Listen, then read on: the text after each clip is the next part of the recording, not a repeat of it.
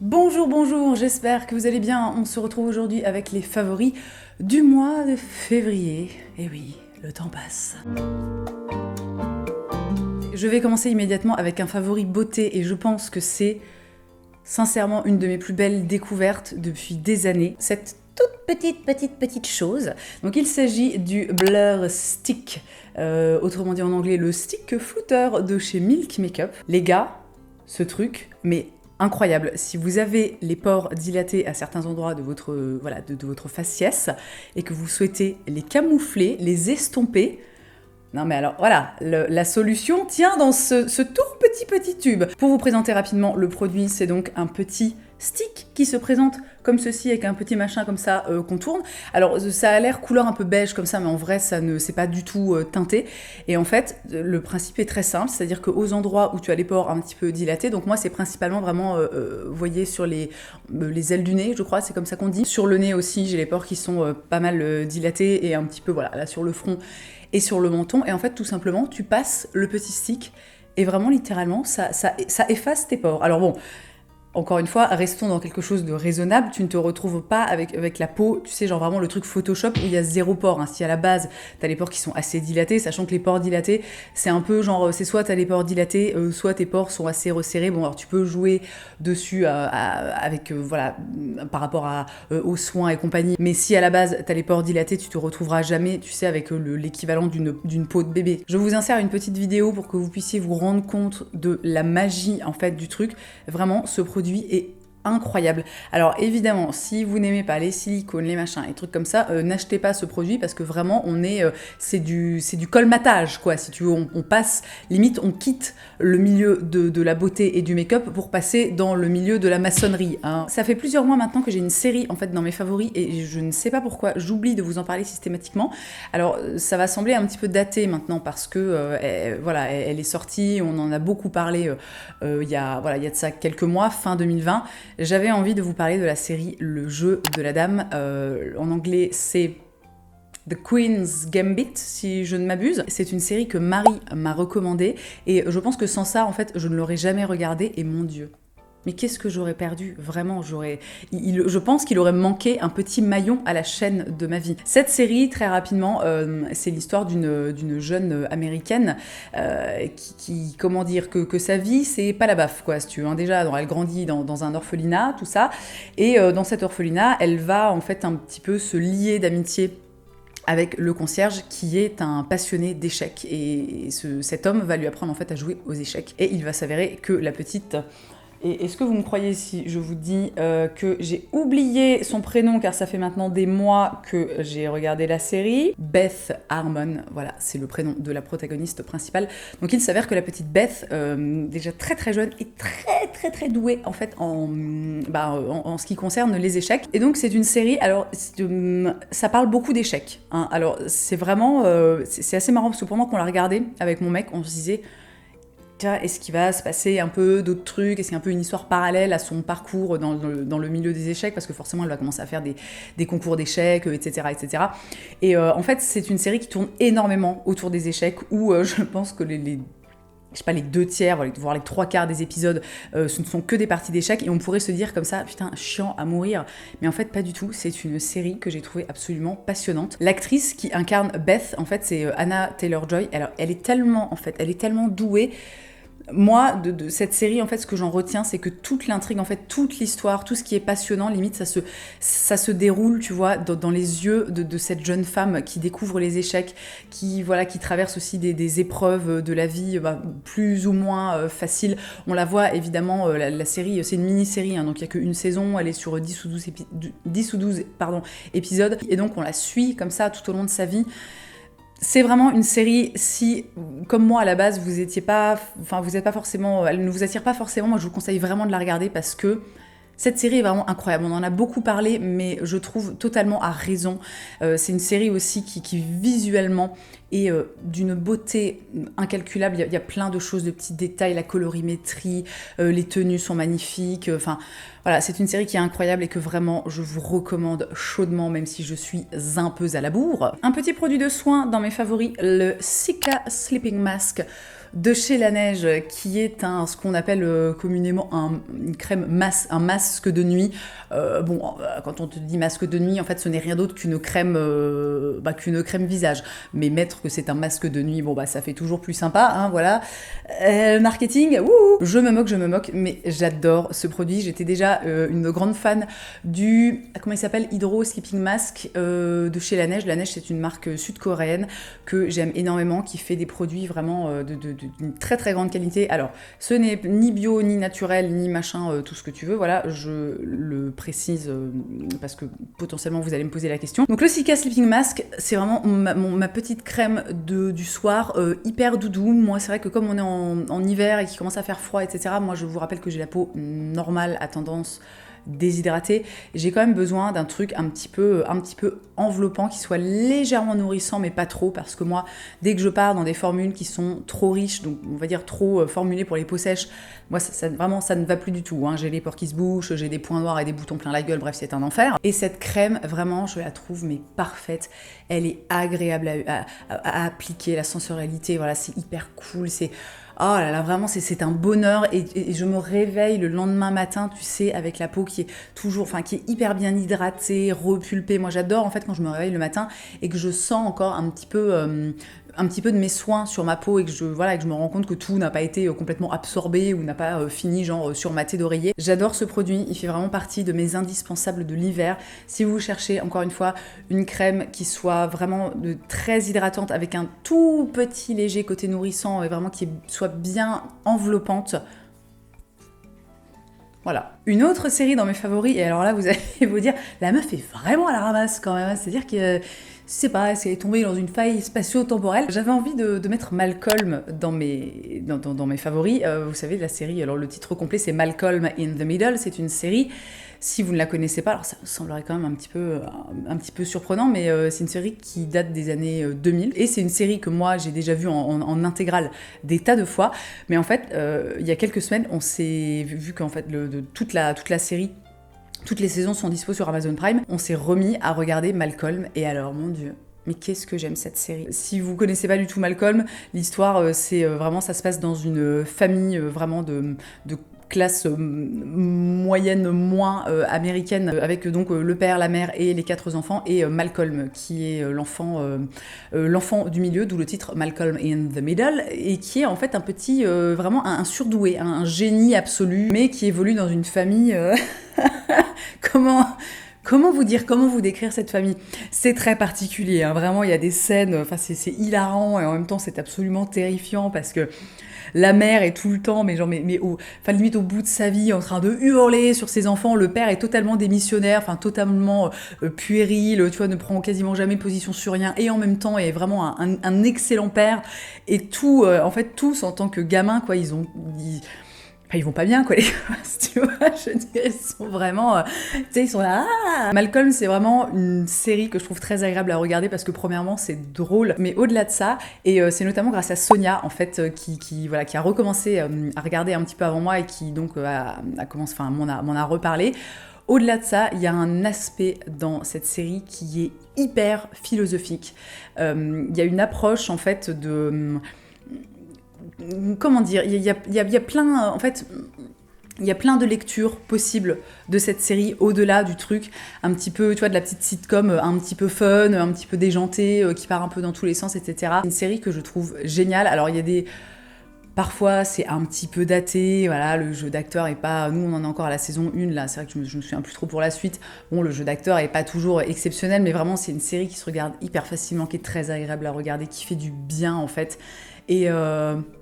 voilà, petite suggestion, si vous cherchez un truc un peu léger, mais au final pas trop. Mais tout dépend en fait de l'état d'esprit dans lequel tu regardes la série, et comment tu décides de l'appréhender. Une infusion dans mes favoris, et je crois vraiment que j'ai trouvé l'infusion de ma vie.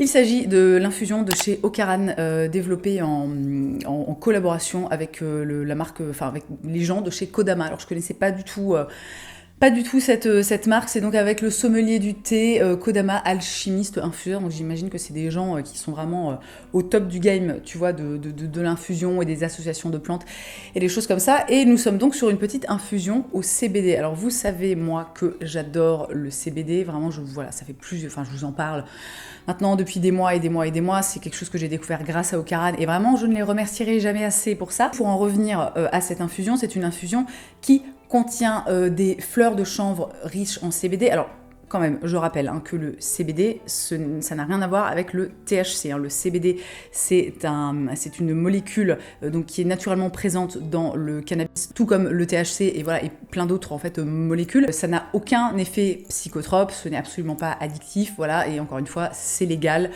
Voilà, je le dis parce que tout le monde n'est pas forcément au courant. Donc ça contient, j'y reviens, des fleurs de chanvre riches en CBD, et ça on adore.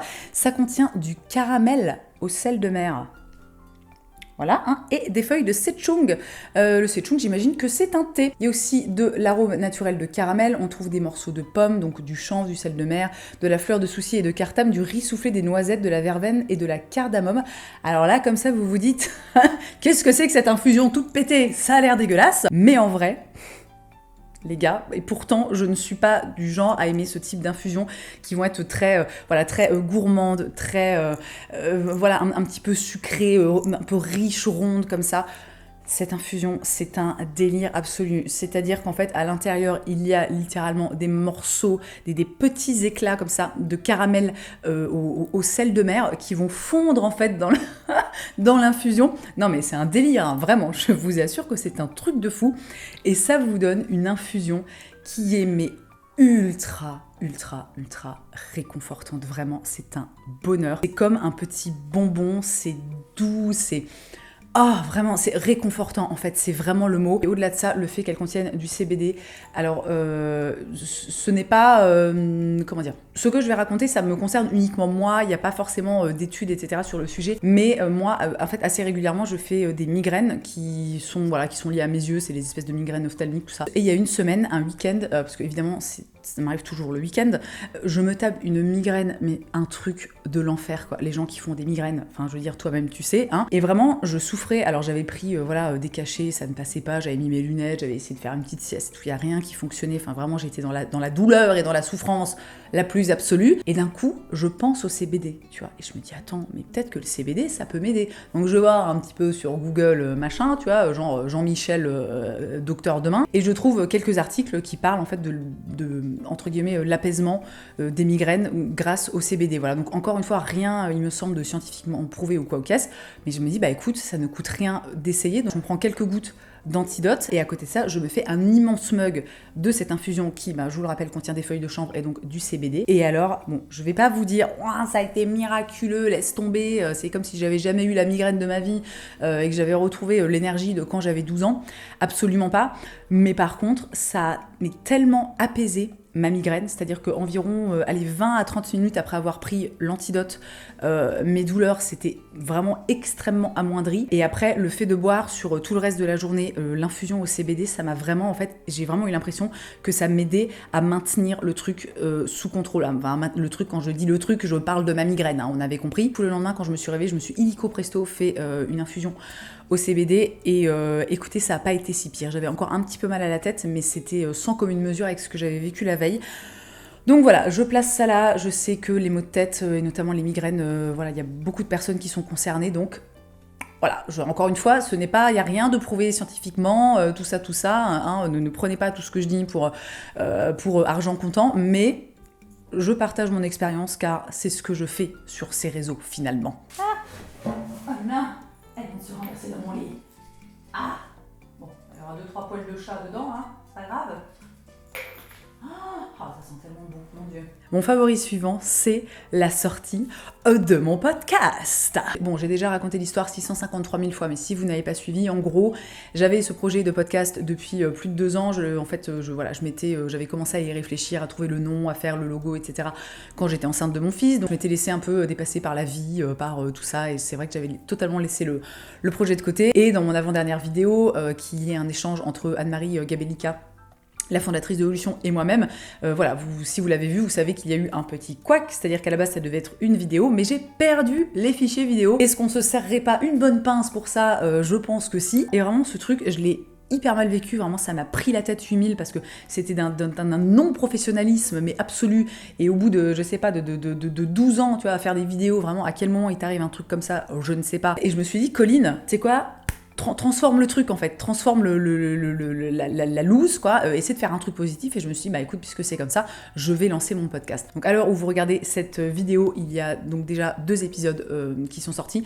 Donc le premier c'est mon échange, mon entretien avec Anne-Marie de chez Evolution, et le second c'est un épisode qui parle du véganisme. Voilà, c'est quelque chose à la base que je voulais faire en vidéo et qu'au final je me suis dit je vais le faire en podcast. Alors faut savoir qu'à l'heure où je tourne cette vidéo, je viens seulement de l'enregistrer, enfin voilà, il n'a pas encore été publié, je ne sais pas quels ont été les retours, tout ça, mais toujours est-il que je suis tellement contente de m'être enfin lancée. Pour moi le podcast c'est vraiment un moyen de pouvoir aborder tous les sujets dont j'ai envie de parler, mais qui parfois sont un peu difficiles à aborder en vidéo ou alors sur les réseaux sociaux, parce que voilà, par exemple Instagram c'est très très bien, mais c'est vrai que quand tu veux aborder les choses un petit peu en profondeur, c'est pas toujours très bien adapté. Les vidéos YouTube, l'air de rien, il y a quand même toujours un petit peu cette pression de est-ce que ça va plaire, tu vois. Et moi je sais très bien en fait qu'il y a des sujets, il y a des trucs en particulier dont j'aimerais parler, ou des formats que j'aimerais mettre en place.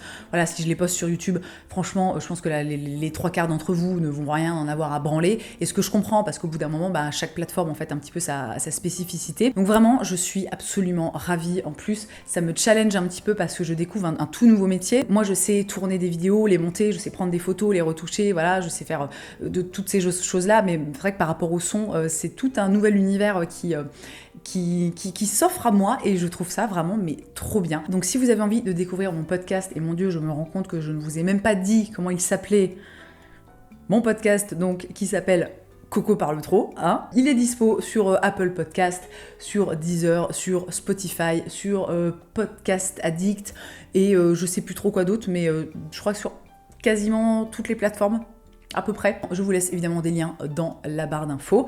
Et je passe à mon favori suivant. Mon avant-dernier favori, il s'agit de ce parfum, mais oh mon Dieu, ça faisait très longtemps que je n'avais pas eu un tel coup de cœur pour un parfum. Je l'ai commandé.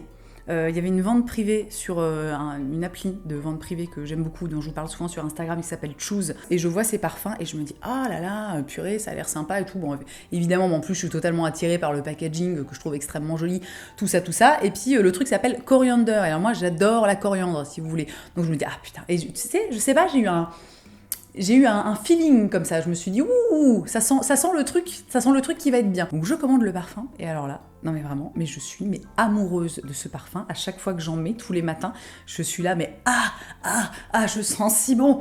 C'est un délire. Alors je vous rassure tout de suite, si vous faites partie de ces gens qui sont genre allergiques à la coriandre, ou rien que le goût de la coriandre vous donne envie de vous flinguer, en fait, ça ne sent pas. Vous savez, c'est comme ce que je vous disais avec la bougie, qui s'appelait aussi Coriander dans mes derniers favoris, la bougie de chez Ella Bruquette. Ça ne sent pas le goût de la coriandre. Tu vois ce que je veux dire? Bon, ça n'a aucun sens, hein, mais je suis sûre que vous comprendrez, car vous et moi, nous sommes un peu connectés. Et il y a besoin, parce que sinon, vraiment, tu ne comprends rien quand je parle. Hein. Je vais vous lire la description. Alors là, c'est sur le site Nose Paris. Un parfum aux épices fraîches de feuilles qui crépitent. Je pense que les mecs qui font les descriptions des parfums, sérieux, ils se droguent. Je ne vois pas d'autre explication. 2 feuilles qui crépitent au poivre vert et aux graines de coriandre d'Ukraine. Une légère brise de mer méditerranéenne, comme les collines surplombant Odessa. Les mecs sont fous, ça ne veut rien dire, excusez-moi, ça ne veut rien dire. Au niveau des notes, on est vraiment dans la famille des floraux et des épicés. Voilà, c'est totalement ça, j'en ai remis un tout petit peu là pour vraiment bien avoir l'odeur dans le nez. Au niveau des notes de tête, on est sur citron, coriandre, christ marine, genévrier, notes marines, poivre, romarin. Les notes de cœur, clou de girofle, géranium, lavande, sauge, esclaré. Et les notes de fond, ambre, cuir, massis, magnolia, mousse de chêne, musc. Moi, c'est typiquement le genre de parfum qui me plaise énormément, où il y a un petit... il y a quelque chose de très frais, d'assez agrumé, d'un petit peu comme ça, picotant, vite fait, tu vois, dans le nez, mais avec un fond qui est assez rond, qui est assez... Enfin, tu vois, c'est ambre, cuir, ces odeurs un peu, entre guillemets, capiteuse. Et là, on est vraiment sur un équilibre de tout, de tous ces parfums, enfin de toutes ces notes qui est mais absolument merveilleux. Donc bon, je sais que c'est très difficile de se projeter dans un parfum sans l'avoir senti, mais si vous avez l'occasion de croiser ce parfum et d'y jeter une narine, vraiment, parce que franchement, il est... Voilà, ça faisait longtemps, j'ai envie de dire cœur avec les doigts. Et mon dernier favori, c'est une vidéo que j'ai regardée sur YouTube il y a de ça quelques temps et qui m'a... Mais alors, vous voyez l'emoji avec le haut du crâne qui explose? Et ben pareil, la même chose, vraiment le truc ça m'a blow my mind, tu vois. C'est une vidéo qui parle du sound design invisible dans le jeu Zelda Breath of the Wild, qui est donc le dernier Zelda en date, celui qui est sorti sur Switch, et qui est absolument mon jeu préféré de toute la vie. Vraiment parfois je pourrais donner mes 2 jambes pour pouvoir, tu sais, passer toute ma journée comme ça devant ma télé sur ma Switch, à jouer à la console. Bon bah malheureusement je suis adulte, j'ai des responsabilités et je ne peux pas le faire. Je ne sais plus du tout comment je suis tombée sur cette vidéo, mais alors elle est pas très longue. Alors c'est un sujet très de niche, hein. Donc potentiellement ça ne va intéresser personne parmi vous. Mais alors si vous aimez ce jeu, si vous aimez le sound design, si vous aimez les petites anecdotes comme ça, vraiment cette vidéo est incroyable. Ça donne tout un tas de détails. Donc vous savez, le sound design, c'est ce qu'on appelle le bruitage, hein. Donc c'est le bruitage, ça va être la musique, par exemple, je sais pas moi, le bruit du vent, le bruit des pas sur le sol, voilà, un truc tout simple.